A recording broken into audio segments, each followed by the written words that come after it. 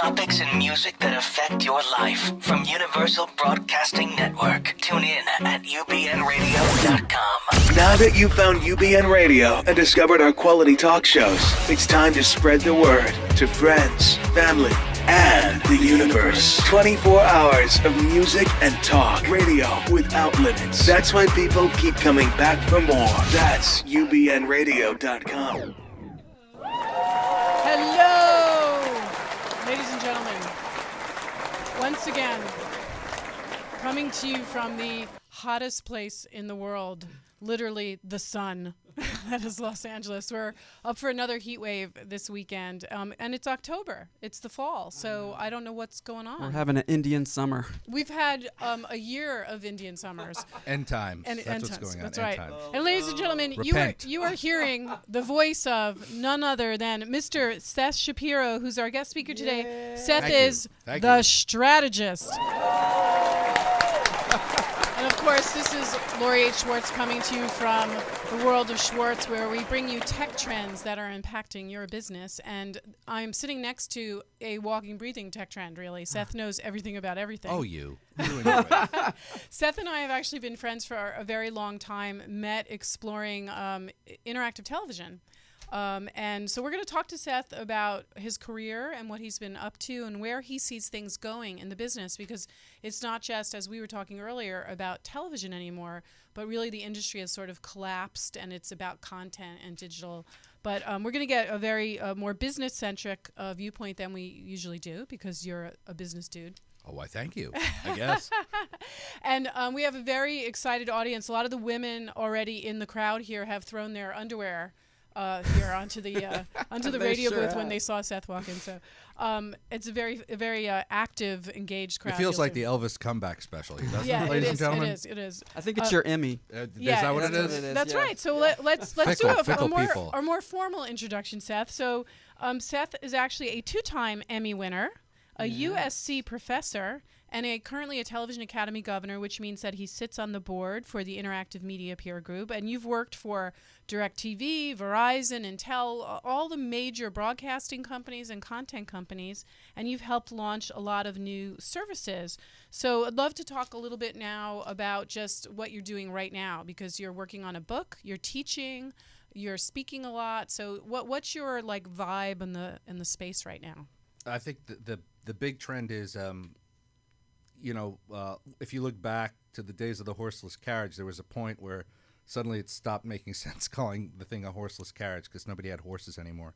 And so I'm writing a book about the past and the future of media, and in that process, it's just utterly amazing to go back and look at the launch of the telegraph, the telephone, radio, and television, and to realize we're kind of these amazing stories of these rapacious business people and these creative lunatics, and how new businesses got bought and how federal regulation played into it. All this stuff is amazing when you go back like 80 years, because it's all happening all over again now. And in some ways, TV does kind of feel like that horseless carriage. Everybody watches TV, but nobody watches it on TV. So, Right. why do we even call it TV anymore? We got to. Well, first of all, $25 for using the word rapacious. Thank you. Ladies and gentlemen, That this is is a that lucrative is a interview. $25 word right there. There we go. Thank you. Oh, this is fun. So you're seeing patterns in the entrepreneurialism around it, or in just the way businesses and government shift and collide? Oh, totally. There's totally pattern. This feels like, having spent a while looking at it, this is like the 20s were for radio. There was an era where radio was this kind of technology. So I guess you'd say online content feels like radio. Okay. There was this whole period of run up to radio and when it would become a commercial medium. And once it did, suddenly all these people got the fever, and they went out and they bought crystal sets and they started broadcasting, or they would tune in late at night and hope to hear somebody broadcasting from the other end of the country. And it was this magical period. And then the money showed up. And then once the money showed up, companies like the RCA, the Radio Corporation of America, went to the federal government and said, you got to get rid of these little guys. They're getting in the way. You got to turn this into a real business. And so that's when the radio dial literally went from a Wild West free-for-all to this regulated thing where you had like 89.1, 89.3, 89.5, and everybody who didn't get one of these federally mandated licenses got pushed to each end of the dial. I think that's kind of what we're going through now. Like we're in this Wild West period where it's not quite clear, like, okay, so there's a bunch of online video guys and some of them are making money. How do we organize it, and how does it deal with the traditional businesses, and how do you keep the existing cable guys in the mix and all of that stuff? So it's this fascinating period where, like, when you and I were first hanging out, we were the two lunatics who were really seeing that all this stuff was going to change and that digital was going to change everything. Collide, yeah. And like from the perspective of the game business, the TV business, or the ad business, or whatever you were in, this clearly was going to be transformational. Now we're guess what? We're in the eye of the hurricane. Everything's transformed, but how does it become codified and become like a streamlined business so that if you're a producer or a director or a talent or a writer, you know how you're going to get paid and you can get a mortgage and who's going to last. You can have a life. You can have, it becomes like a... by the way, codified is another $25. That's another $50, ladies and gentlemen. This is the most lucrative show on radio. I mean, did you read a thesaurus before you came into If you write a book, you learn lots of words and junk. Words. That's right. So you don't say the all the time. So all right, so I love the analogies that you're setting up. So as consultants in this space, we're sort of watching all of this happen. What would you recommend to someone who wants to jump into the business today? Like, what would you say to them? What part of the business do you think is the most lucrative? Say if it was not about stardom for them, but they wanted to make some money. Where should they jump? This is totally unsatisfactory advice. If you jump into anything to make money, you'll be disappointed. You should do what really interests you and then figure out, doing what you love, how to make money. So if you're interested in But I like to sleep and eat, and I don't see how I'm going to financially... But if you wanted to just sleep and eat, you would have been an attorney or a doctor or a lawyer or whatever you thought at that time, right? Whatever your parents thought you should do, you would have done it. So you find a way to do what you love and still make a living at it. I would say, first of all, figure out what you really want to do. But then to your point, look at what's working and what isn't. And I think,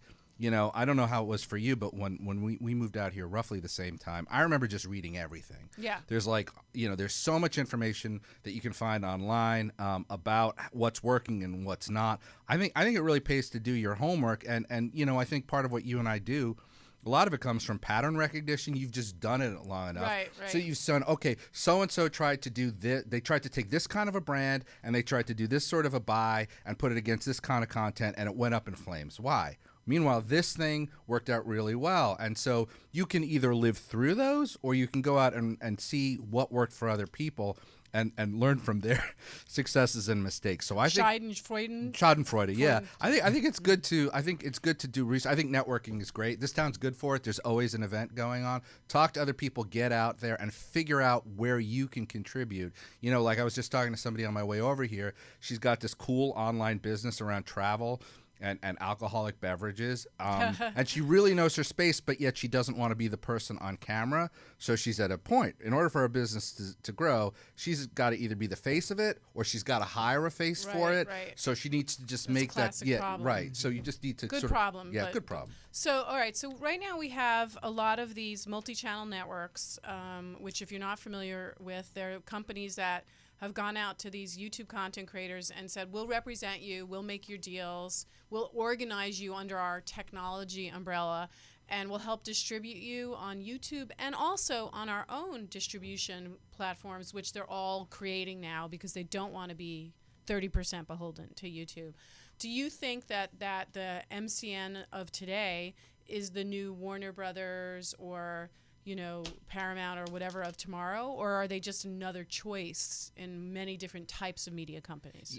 So that's kind of the question of the moment. One thing that I only ask. No, it's momentary you're right. You're right on the cutting edge of everything. And I fell off a few times. You get $25 for you. I'm still ahead 25.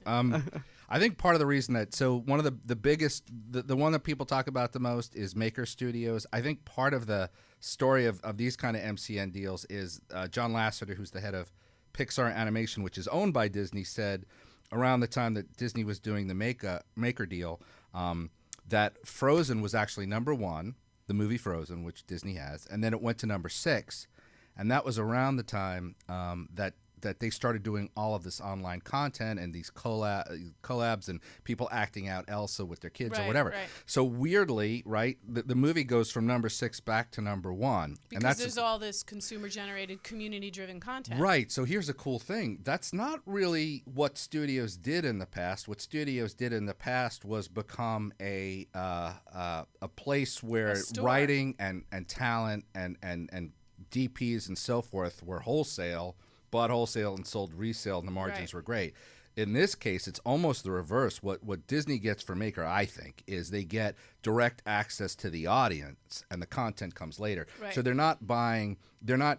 Maker is a lot of these companies aren't necessarily just about aggregating talent and finding an audience. The traditional guys are looking at them going, "Wow, your daughter, my daughter, they're watching online content." So we need a place. The way that Disney gets those people, or News Corp or whoever, the way that they get those audiences is they have to go into this world of online content. And so it's almost the reverse.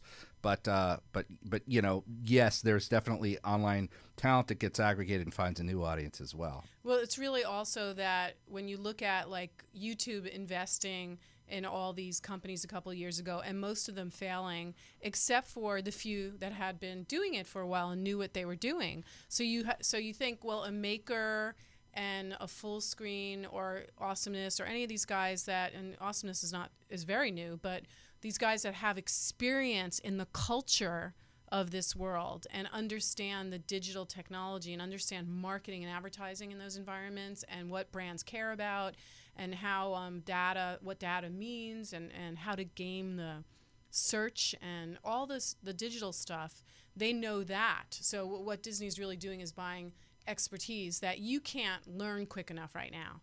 Like, there's just so much to understand about. I mean, I was telling you the other day how I was struggling with connecting DoubleClick to some clients and really figuring it out. And even, God bless them, but even DoubleClick doesn't know who at DoubleClick to talk to.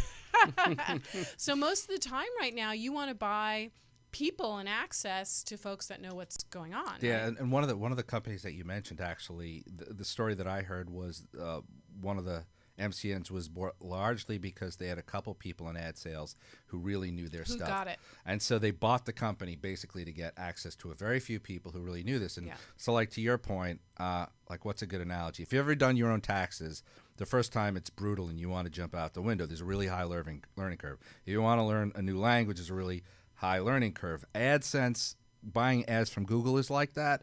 Once you've done it, it's a really useful skill. So if that's the kind of thing that you're open to, it's definitely a great career path to be an expert at that stuff. But it's really hard. And so to your point, somebody who understands online ad buying and managing talent and the fact that that online content audiences want something that's not too polished and feels authentic, whatever. Finding people who have those packages of skill sets, it's easier to just buy them. And who can operationalize it, because that's the other thing, is operationalizing it. And it's also changing constantly. So I wanted to ask your opinion about this, because I'm in the process of putting together some panels and things for a trade show around this topic. But short form, like really short form, like it seems like Vine is having another explosion. Initially it was popular, and now it's having a whole new kind of thing. And it seems to have really tapped into the millennial mindset cognitively, like psychologically, they love it. And it's so short. It's short, but it's powerful and it's potent, and they get obsessed. And it's also about the looping. The looping has a psychological significance too. So I just wondered if you had any thoughts about that, because the truth is that means that literally every 6 months, a new format could be born that swipes away the past ones and becomes this new home. I never thought about it that way. I mean, the thing that Vine reminds me of is when I went to NYU, hip hop was really exploding, and people either got sampling or they didn't. And I think Vine has this thing where it's like you said, it's where it loops and how long. It's the context, this little piece of stuff. It's like if you don't get it, if you're really on the edge of what's happening, then you're going to get that. And if you don't get it, then you probably don't really get where what's going on at the moment. And there's like that total fashion aspect of all of this, where a new medium comes along and people go, I love it, I totally get it, and it separates the men from the boys, in the sense that people who are trying to be really innovative content creators are always gonna try to find a new format and and distinguish themselves from it. I had a film professor who used to say, when you look at great directors, you'll find that most of them rode into town on a gimmick, and then if they got really good, they got rid of the gimmick. And if you think about that, it's totally true in music, right? Like, think about somebody like David Bowie, who's a genius who's been around for decades. He came in, on hair dye and makeup, but he sure stuck around. And so I think, like, when you're trying to break... You came in on hair and I makeup. came in on hair and makeup, and that didn't work out particularly well for me, actually. So I had to stop that really quickly. Thank you. Ladies and gentlemen, thank you so much. Yes, the ladies are swooning now. Yes. So, like, I mean, I think people who are talented are going to be talented, but it makes sense that they would try and find a platform that's new that they can really make the mark. And if you're going to be doing YouTube stuff, there's a lot of other people doing it. Right. So you've got to find your niche, how to distinguish yourself. Right. And I did take some of their classes. They have been good about training people because, again, they figure get out all the razors to everyone and then they'll buy the blades. But something like that. But part of what they teach is, to have a call to action that's always yours. I mean, it's like the old sitcoms, it's like, what's happening, or what's that gimmicky line that every week the world is turning on to just hear me say. Yeah. And so it's very much patterned after that same kind of thing. Like, make those 3-minute videos or 10 minutes or whatever they are, make them comfortable, make them the same almost, that same style, so that I connect with you because there's a flavor I like, So on another side of this then, do you think that there will ever be, and I've asked this a few times, but this collision of measurement for broadcast and broadband, which I don't think we should be trying to force fit so badly. Everyone's trying to make, broadcast about, keep it as GRPs and then make broadband about GRPs, but it's so different. So what do you think is the solution there? Like, people are just going to have to be okay about different ways to measure different things? Well, I just met with a mutual friend of ours, and who's What's his name rhyme with? I can't. I'll tell you later. And so, the traditional companies that secrets and lies. The networks are obviously going to want to sell cross-platform. So you're going to buy, and more they'll be able to tell you, here's what your show did on tablets. Here's what it did in linear. Here's what it did in VOD. So the platforms roll up.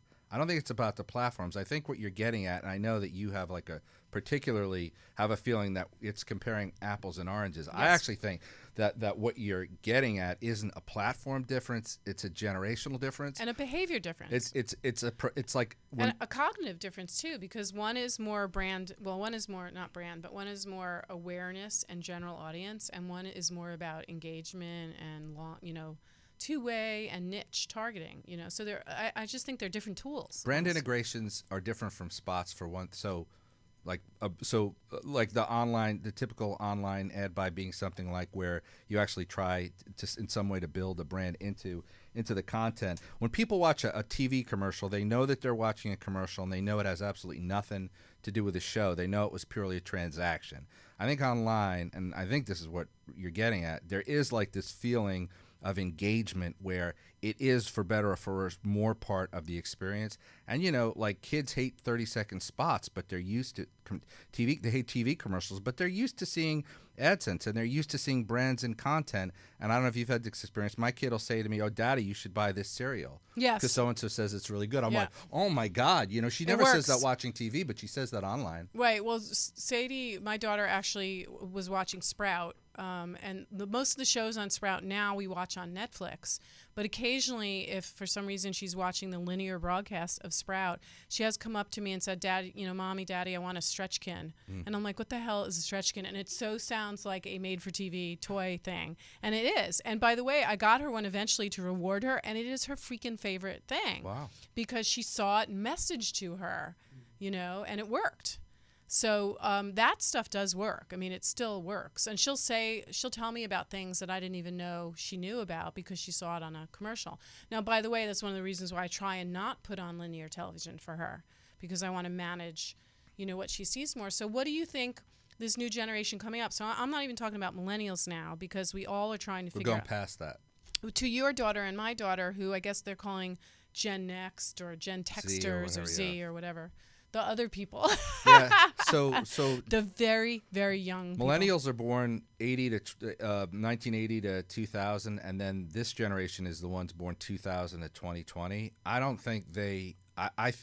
In one way or another, TV, the way we experienced it, is going to be like radio for them. I think. Right. It's going to be, it's okay and it's not bad, but it's not theirs. Does your daughter, who's 7 now? She's 7. And Seth's also expecting another baby. I am. So Any minute. send me money. There's $50 I made off this show is not going to cut it. I have to use another. Ubiquity. Ubiquity. Mellifluousness. Mellifluous. Wow. $100. Wow, that was quick. What do you think she knows what a regular telephone is? Like a traditional telephone? Oh God, Connected that's to a good wire. question. We actually have a landline just because with triple play it doesn't right? Why not? I mean, the cable companies price it so that you might as well have a landline. Do you think that's going to stick around, that multi-service operator it's model? so here's the funny thing. If you think about a cable coming into your house, it's one wire and everything coming through it is digital. The only difference between the TV that you're watching on your computer and the TV that you're watching on TV is the protocol, that the infrastructure, the pipe, right? And that's changing too, right? It's all going to be digital. Right. So if you're a cable provider, I mean, the more they can disguise this package as TV and this package as broadband and this package as phone service, the more margin there is, the more they can make. So digital telephony was one of the original drivers of a lot of the stuff at cable companies because people were used to paying so much for their phone.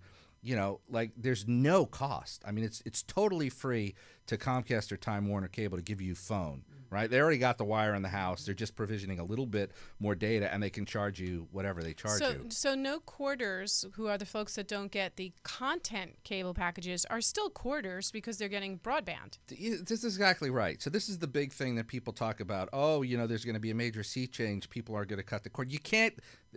It's a real sad argument. It's a profoundly Seth is getting, I'm getting worked getting up. very emotional. You're getting famished over there. We it's 3-card Monty. You're You're walking down the street and somebody says, "Ooh, look at my left hand. The TV business is going along. Look at my right hand. You're still paying me for broadband." Yeah. It doesn't matter if you're a cable provider or a phone company.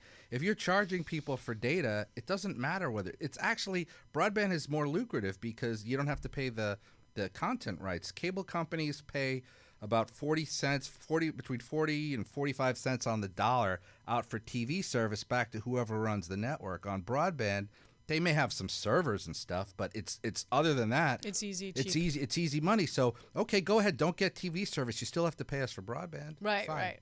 And that's the other irony. Or you hear I've heard this from a lot of millennials, that they just get their family's HBO Go, code. The same thing as friends of mine have one Kindle account, and they just use it across multiple devices. And I was like, okay, well, Kindle's probably figured that out. That's really sad because isn't Kindle free? I mean, yeah. But the books, I mean. Oh, the books. I'm sorry. The book, they're rereading the same books and only paying for it once. Which, of course, I mean, that's how you passed around a book. You didn't each own the same copy of the same book. But then is Kindle figuring out a new subscription model around that? I think part of the thing that Amazon and Netflix have been really smart about is not chasing.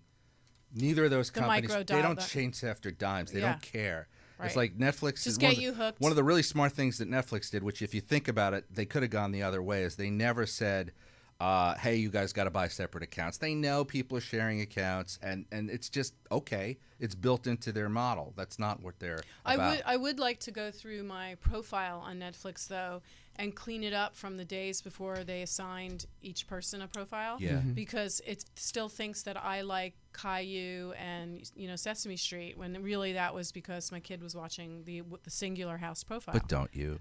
Doesn't everybody like Caillou? Nobody likes Caillou. Well, no, you like Caillou because you guys look alike. We look alike. It's eerie, actually. And you can actually go into viewer history and do that now. You See? can clean it up? Yeah. Oh, well, I didn't know that. Yeah, okay. you just remove it and take the ratings. $25 to the job. Yeah, $25. Well, we are.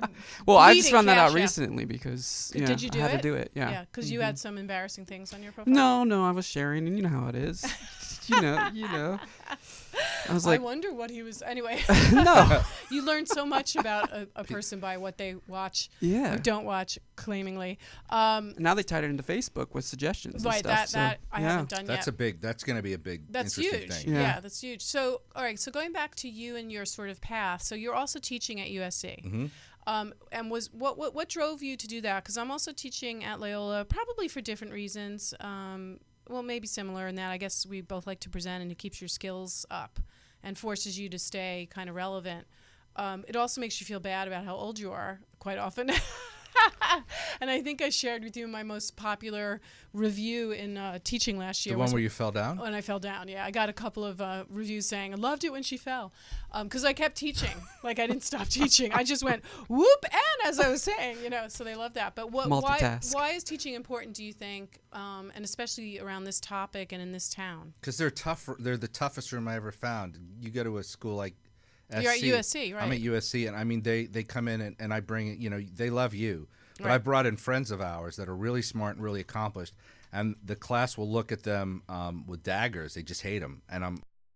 Why and why do they hate them? They just don't respond well to some. I think it's sort of like in a comedy club or in an elementary school or wherever you are. Audiences respond to authenticity or to somebody that they think is actually trying to provide them value. And when people get up in front of a room full of college kids and they're not about, it sounds really cliche, so I'm embarrassed, but if it's not about giving back and it's just about telling people how smart you are, the people really hate that. They'll sniff it out. So like I teach, at 7 to 10 at night, everybody's tired. If I don't give them something of value, then it doesn't go well. And so that really it forces you, it puts you in the habit, like going to a gym or anything else, and really thinking, all right, well, what are people really interested in? And they turn out to be a really good judge, I think, of what's valuable. So I had a couple people come in and pitch startups that had been funded, and the class will just turn on them and say, that's a terrible idea. Why don't you do it this way and this? Why didn't you just, do it on Kickstarter? And how are you ever going to make back the money? Because their culture and their approach is one way. Yeah, I mean, the kids I have are part of a joint program between a business school and a creative school, so that's particularly good. But I think it's good to put yourself back in the arena and let people throw. It's like speaking in general. If people don't like you, they'll let you know, and I think that's kind of healthy. Yeah, and also you find out what works, I think, too. Totally. Well, and falling is big, and giving them bathroom breaks apparently is very popular, because that was a note we got a lot. Like, give us more bathroom breaks. I got that. I always get that. Yeah, and I was like, okay, can't you just get up and take a break? I mean, just go. But because in corporate meetings, they literally say, okay, everyone can take a bio break now, and I always giggle to myself. I got up. I own my own bowels. I don't need you to tell me to go take a bio break. But anyway, so she owns her own bowels. I own my own bowels, and I'll take one for $5. But going back to the teaching too, what I'm always surprised about is what they know and don't know. Right? So you're always hearing millennials. It's a little intimidating when you walk into a room of all these 20-somethings and you think they know everything. Nothing I'm going to say is going to be interesting or informative to them. And it turns out that no, you do have something of value, your experience, and the way that as an older person and an experienced executive, you put together thoughts and trends and ideas. And they are really just 20. And so even though they're living and breathing all these platforms and tools that we're obsessed about understanding how to monetize, they don't see the bigger picture, it seems to me. Is that your experience? Well, I think I remember being 20, and I remember like... I do not. You have to put yourself back there. You have to get a special device. I just remember bad hair, I think. That's all I remember. When we were 20, we were listening to music that was kind of old.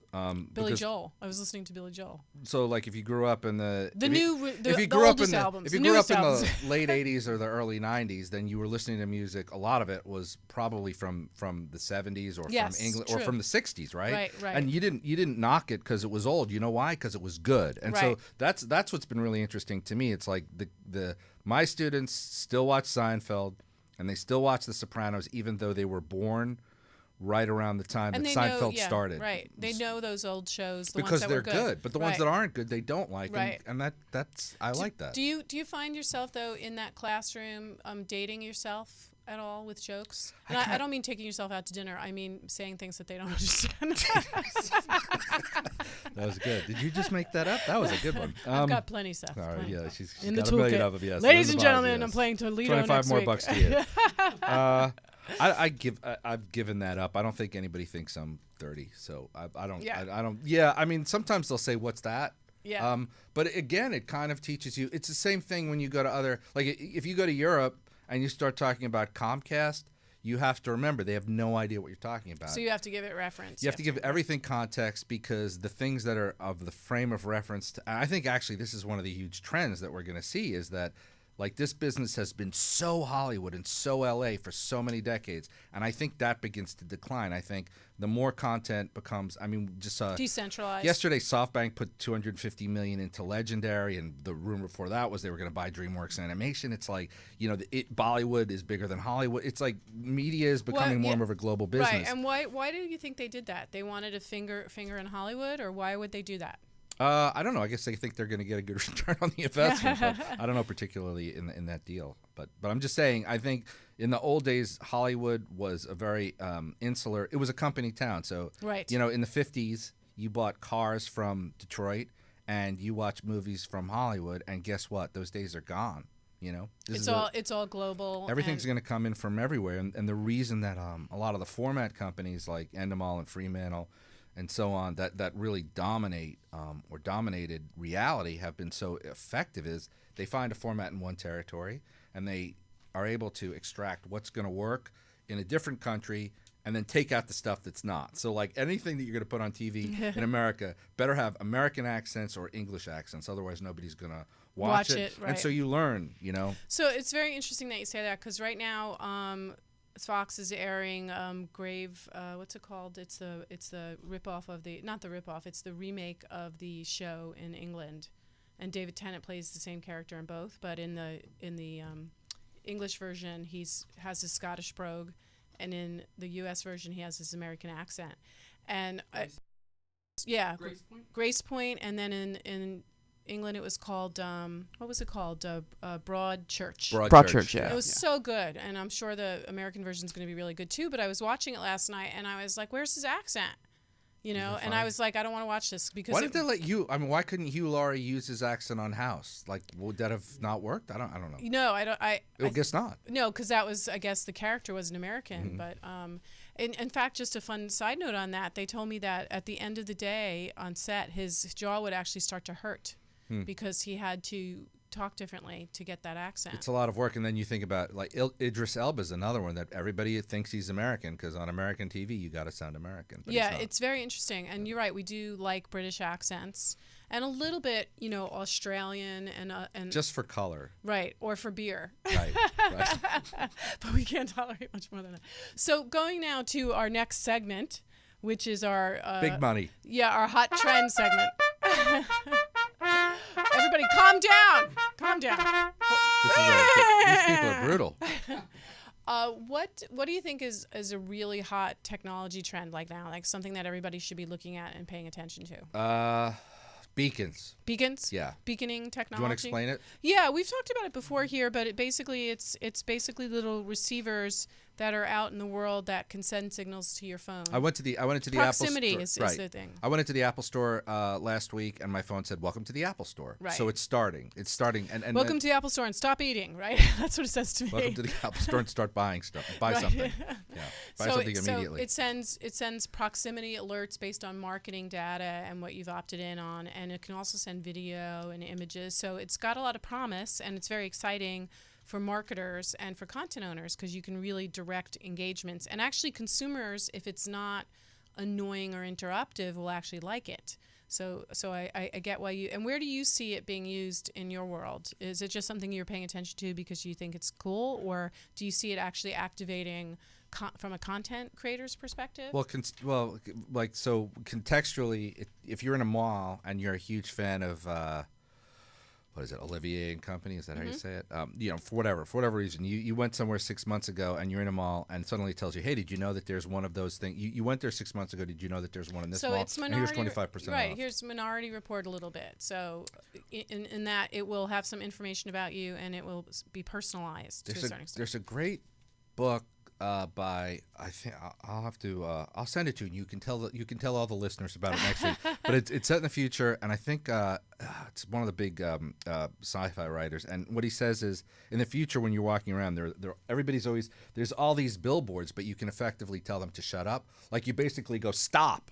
And they stop talking to you, so that information is always there, but you decide what you get and what you don't. Right. I think, like, a lot of it, look, if people are going to get 25% off on something that they might buy anyway, that's pretty cool. Right. So if proximity advertising can do that, people are going to love it. No, I mean, my biggest stress, I think, as a working mom right now is I do want deals. Deals make me so happy because in a world where you're overwhelmed a lot of the time, it's great to get a break. And so 20% off or 40% off feels like a break. But the problem is I can never find the coupons. And when they come to me, I don't know what they're for. And like I've been on the line at Target trying to find coupons for the things I actually bought as opposed to the off brands that they're pushing. Right. And I mean, if you think about it from a retail marketing perspective, one of the areas that people don't talk about it except in retail, but malls are in bad shape. There hasn't been an indoor mall built in America in something like 10 years, right? They always have to be now. They have to have something. They have to be outdoor, or they have to have something else, right? So if you think about it, they have to be destinations. They have to be a destination in some way. And so if you think about the idea that you go in for Bloomingdale's, and then the fact that you came in there for Bloomingdale's can help somebody else give you a discount and market to you, it kind of revitalizes retail in that way. Yes. I don't think it hurts anybody because, like to your point exactly, it used to be about Valpak and newspaper coupons and all that stuff is dead. It's all gone. So how do you replace it in a way that's frictionless, that's easy for people, and sort of entertaining? And that is, by the way, the entire digital experience too, is make it easy, deliver, make it relevant, make it contextual. That's the promise, which sometimes works and sometimes doesn't. Like I hate retargeting so much. I hate seeing that same pair of shoes that I literally bought a week ago follow me around for the next week or even minutes later. Online. And I when I have time, I tell ad choices, fuck you, I hate targeting, Sorry, I went blue. You said a bad word. But Seth, you make me go blue. Oh, I have that power, ladies and gentlemen. But like you remind me that Arthur C. Clarke kind of famously said, any sufficiently advanced technology is indistinguishable from magic. And it occurs to me what somebody also should have said is that any technology that's advanced but is implemented poorly is really annoying. Yes. And remarketing is really annoying. If it were cool the way that Apple thing was when I went into the Apple store, people would love it. Right. This remarketing stuff is so irritating because just because you looked at something 4 days ago, or somebody looked on your computer at something 4 days ago, to your Netflix point, does not mean you want to see it all the time. Right. It's horrible. And if I already bought it, don't show it to me again too, because then I feel like you don't know who I am at all, or you don't know what I just did at all, and it's so wrong. But I do like, when I'm served ads that are relevant, and I do like the potential of native advertising when you give me information that actually will add to my life. Like, make my life easier, and I will follow you around. I followed you around for a while because you were making my life easier. Yeah, you stalked me. Yeah, I stalked you. I don't mind it. I was flattered. And there were a whole bunch of other people following me, stalking you and me. I didn't like them. I like how Amazon tracks you, though, because they do tell you when the price drops on certain items and things like that. So if you have it in your cart, right. And I do like that Amazon does it, and so does Target. But the smaller niche shopping sites do a really good job of serving you up content that you actually need for the product that you just bought. So if you go to like a build.com, which is the Home Depot or Lowe's online, completely online, no brick and mortar, you're looking at a sink and you say, I'm really interested in the sink. It will literally bring up what hundreds of other times has been bought with that sink that you may not even know you need, like those little tiny parts. Well, so they really make it a better solution. And then they also serve up a list to print out to a contractor. So if I'm the person in the house designing, but I know nothing about the innards, I can spit out a list that I can give to a contractor. So I love that because that's contextual, it's relevant, it helps me through. They're thinking of my life path, which I think is tremendousized. Different from giganticized. What? Does she lose $25?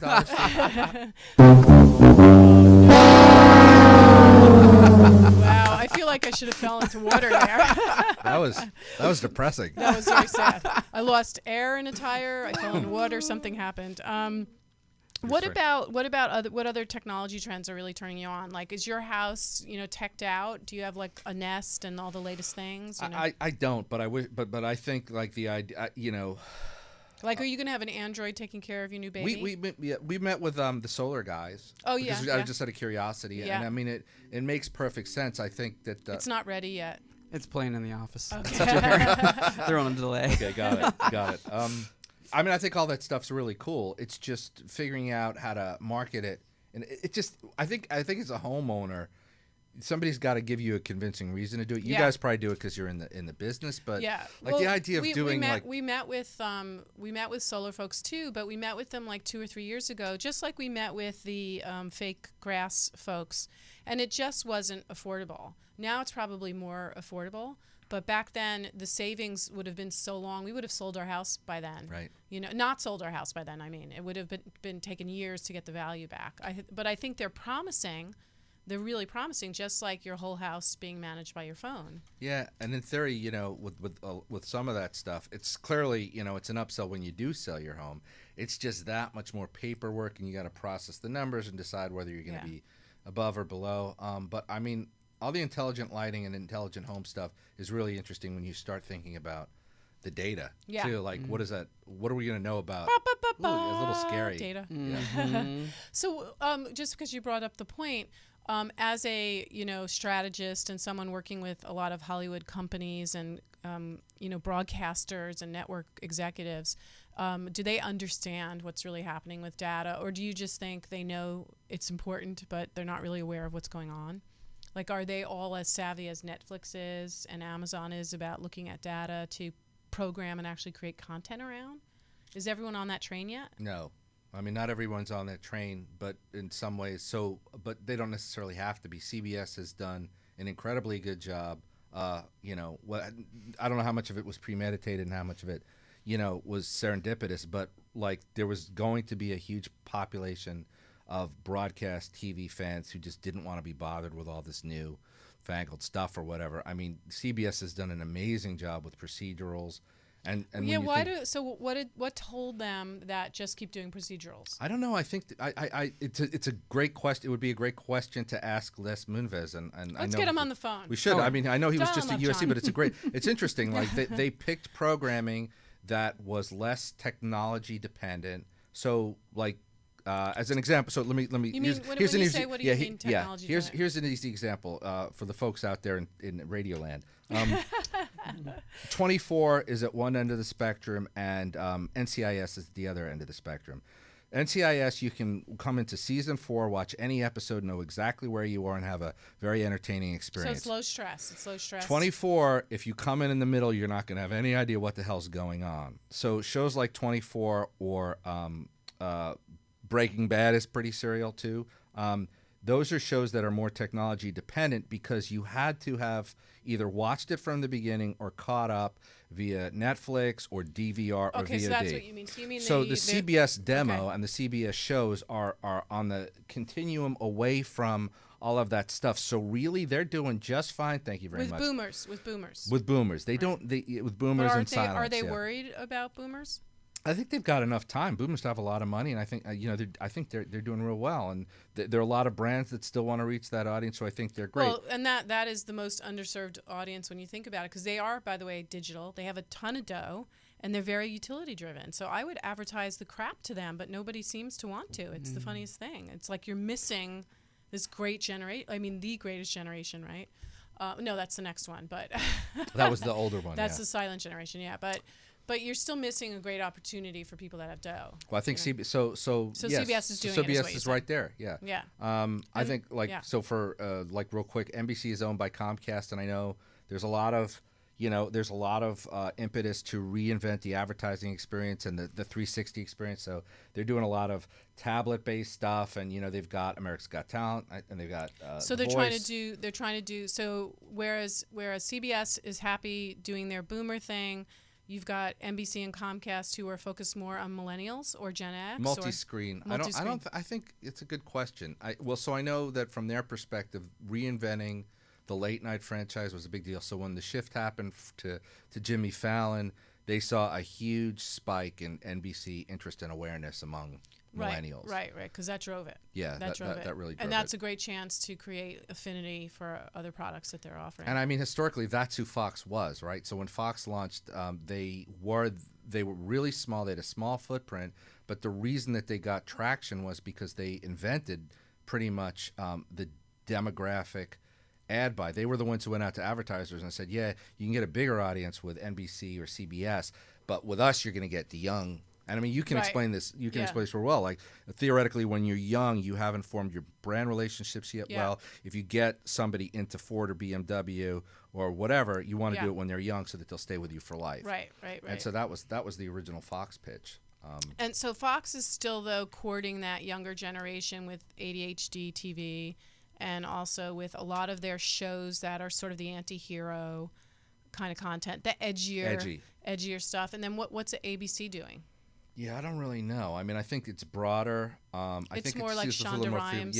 She owns it, right? I think that's a good point. Yeah, she's got the she's and Scandal, she's doing great. Grey's and I have to say those are guilty pleasure shows for me. I mean, those are great late night shows for me to zone out on. And she's here. And I TiVo them. Oh, is she in this building? Mm-hmm. I run into her all the time. Oh, really? We'll tell her we're talking about. I will. Yeah. Invite her to get her on the phone. John, pull your weight around here. But one thing I do think is lacking is some of these VODs are not putting up the fall previews and things like that for you to get an idea of what's coming. The new shows, yeah, you know, like where you can watch a preview. And so that's another great point is that there's a lot of windowing challenges right now, right? Like if I missed the premiere of a show on Fox, I have to wait a day or at least until midnight before they put it up, which I find so annoying because I'll go to find it on my Roku or on my Apple TV and it'll say not available yet. And I'm like, but I want it now.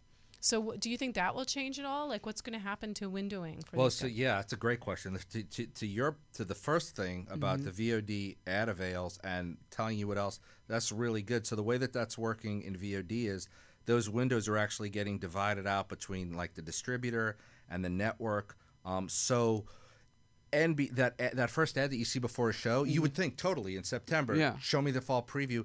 They might not. That might be DirectTV's ad. That might be Comcast's ad. It might not even be the network's ad. So there's all sorts of confusion because we all grew up with TV being a certain way, and now all that's gone. Right. Yeah. So in the old and before you could win, before you had technology, you wouldn't have been annoyed that you had to wait a day because you wouldn't have gotten it for maybe ever. But they're trying, I think, to come up with business rules. And I think, you see it with Hulu. Sometimes Hulu Plus won't have something that Hulu Free does. And it's because of all of these window issues and what can you put on a tablet and what can't you be put on a tablet. And is this thing, like I'm sure, like the iPhone 6 Plus will be called clearly mobile, right? But there'll be somebody who'll say, no, this is really a tablet. It's a la la la la. Right. So all the deals are really complicated because everybody's fighting to catch up. And the reason that show isn't up, it may be technological, it may be a workflow thing, but it may also be that somebody in their contract it just says will not be available till 12:01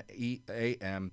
PT, and now everybody just has to wait for that stupid contract to end. Well, those ads that aren't relevant to you. Yes. The ones, I love it when Hulu pops up and says, is this relevant to you? And then you can say yes or no, because you'll get these ones on VOD. They want to offer up to their advertisers more pointed, niche-directed, targeted audiences. So and they've done a great job. They have.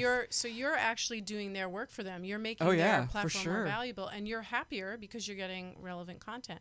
So jumping to one of our last segments, because this hour goes so fast. I know, right? It is our Where Do You Find Out the Scoop segment. We're working on those sounds. Wow. Hey now. You mean like what? Where do you learn about stuff every day? I know you said you read a lot, but where do you go to any? Are there any specific? Newsletters? I'll give him a plug. Not that he needs it. I like Jason Hirschhorn's thing a lot. That one comes up a lot. Media Redefined. Media Redefined. Yeah, his is really good. It's a really well curated thing. I use Feedly a lot. So Feedly is free. So you pick your own stuff? Yeah, you basically go in and you say, give me the feed from this, so you go to one place and it's not perfect, but they give you a lot of articles from the places that you've selected and they're all in one place. Got it. And what about any other like must-go-to conferences, trade shows, magazines that you read, anything that keeps you up to date? No, there's nothing. Like how do you know all the stuff that you know? I mean, is that why you're bald? Because you know so much? My head is constantly swollen with knowledge. No, I'm old. I'm old, you know. If you do anything for enough years. I met you when you had hair. You did meet me when I had hair. But it wasn't a lot of hair. No, it wasn't. Things were already turning by that point. It was already too late.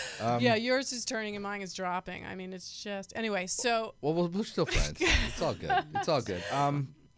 Is there any one particular thing? Yeah, I'll tell you what happens. So the thing, do you wake up every morning and you have to build in your own curation mechanism. Meaning, okay, so it's not about subscribing to a feed from place whatever. It's about knowing which of this is crap and which ones of it is useful. So, for example, there was one the other day. Oh yeah, so there was this thing that said the other day, and it sounds really stupid and boring, but it's actually really interesting. There's like a headline from one of the trades, and it said FCC reviews OVPs as MVPDs. Now that sounds really horrible and boring, but what it means is that the government is going to start looking at companies that offer television subscriptions online the same way that they do Comcast or Time Warner Cable. That's huge. So what it means is that at a certain point, maybe a company like Viacom, which actually owns a ton of cable channels, how do I say this simply? So Viacom is a B2B company. They can't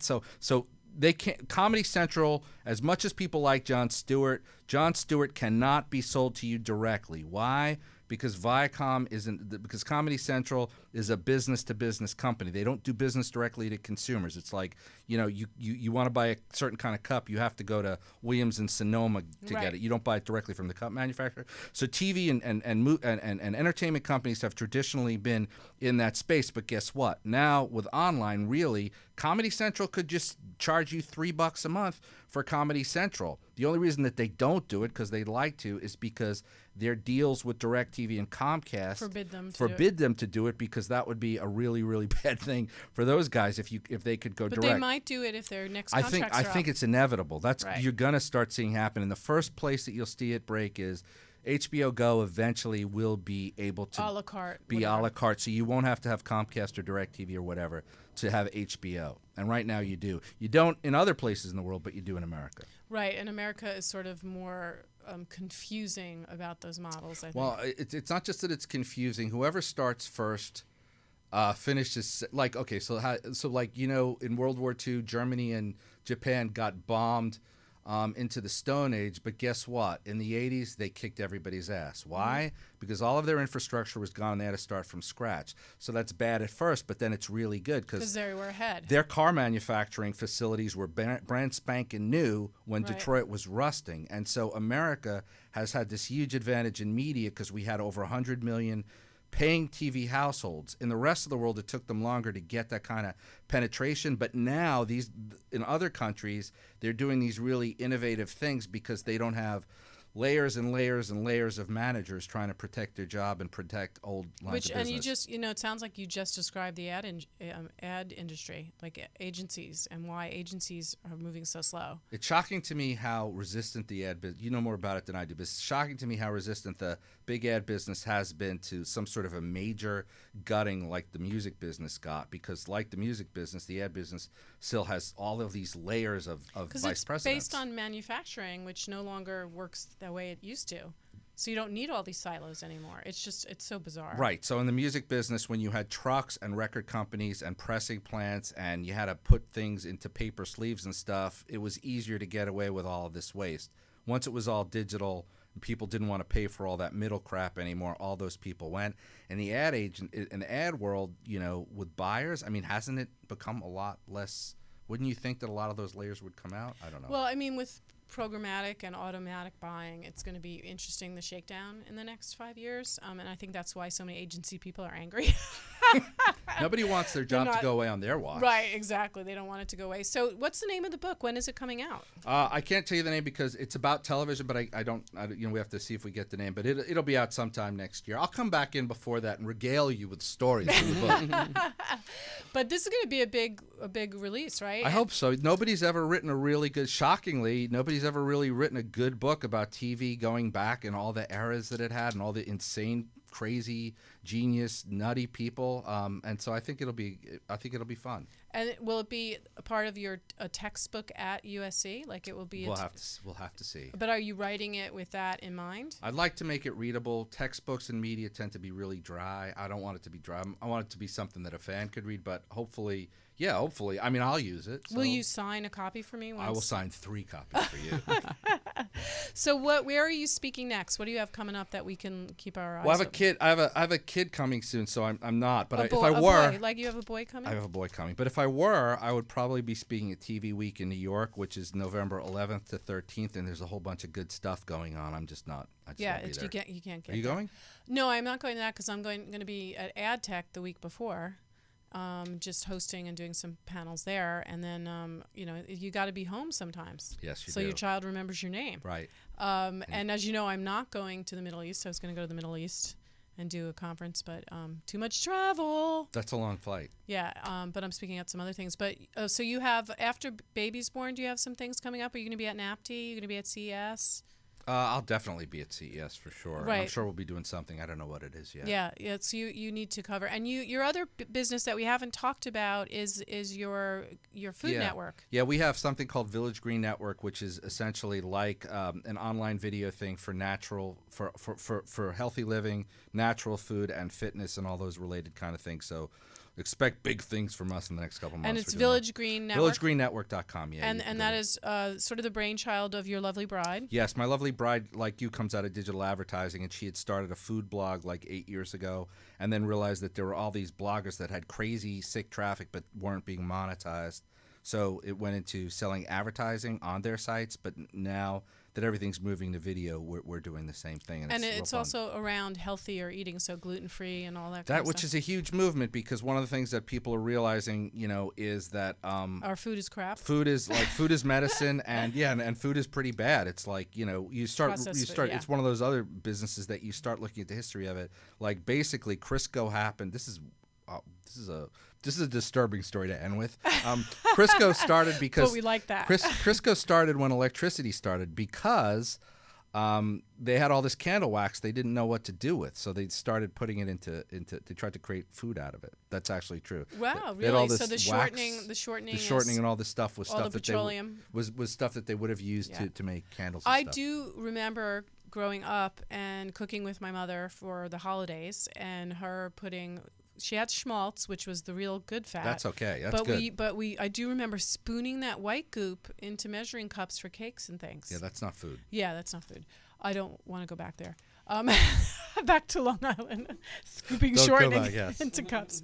And what anything else that you're doing that we can keep our eyes out for? I am at SethShapiro.com, so you can find me. I don't know. I'm gonna. And one last thing, is there any show, movie, anything that you've seen that you really like to recommend? Go watch Transparent with Jeffrey Tambor on Amazon Studios. That's real interesting. And was that one of the ones that was crowdsourced, or was that... Because none of those shows really happened, right? Like the crowdsourced ones? Well, that one's by Jill Soloway, who was a writer on 6 Feet Under. I don't know if any of them... They're not crowdsourced in the sense that... the submission... There is somebody living in the Midwest who's never written for TV before. What they do is, I think, they make a certain number of pilots, and then they see how the crowd responds to them. But I don't think they've done anything that was user-generated or produced by already existing. Non-already. And what made you, just because I think this is an example of it, what made you find out about Transparent? Like, were you just keeping up and you just said you heard it was great? Well, they showed. Well, I produced this thing with Amazon Studios last year, and they showed the trailer for it then, and it looked really good and really different. And then I just tracked it, and I think within the last 2 weeks, a number of critics have come out and said this is the best show of the season. Oh, no kidding. All right. Yeah. We'll check it out. 10 episodes. So Transparent? Yeah, it's 10 episodes totally. And did you pay for it? No, it's free. It's everything on Amazon Studios is free if you have Prime. Oh, right. Which is another fascinating model. So, ladies and gentlemen, we've been here for the last hour being cool in this fabulous broadcasting network station. All due to John. All due to John keeping us, actually fanning us. Seth Shapiro, please come and see us again. My pleasure. The Strategist, ladies and gentlemen. What a fabulous time. So we'll be back in a couple of weeks with more trends, tech trends impacting your business, stories from Hollywood and Silicon Valley. Bye, everybody. Have a great day. Keep cool. Now that you've found UBN Radio and discovered our quality talk shows, it's time to spread the word to friends, family, and the universe. 24 hours of music and talk. Radio without limits. That's why people keep coming back for more. That's ubnradio.com. Welcome to the new sound of online radio. Welcome to the sound of